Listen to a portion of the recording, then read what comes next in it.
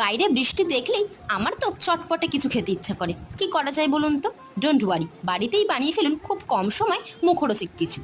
তার জন্য বাড়িতে থাকা যে কোনো সবজিকে ছোট ছোট করে টুকরো করে নিতে হবে। আমার কাছে বরবটি, বাঁধাকপি, ক্যাপসিকাম ছিল, সেগুলোকেই ছোট ছোট টুকরো করে নিয়েছি।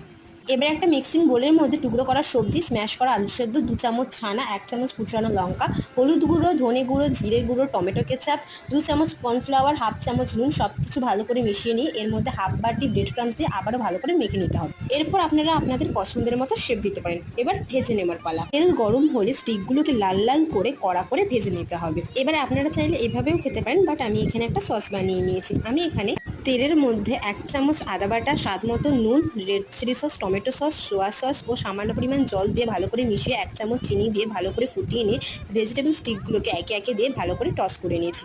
নাও দ্য ডিশ ইজ রেডি। ভালো লাগলে লাইক, শেয়ার, সাবস্ক্রাইব করে দেবেন।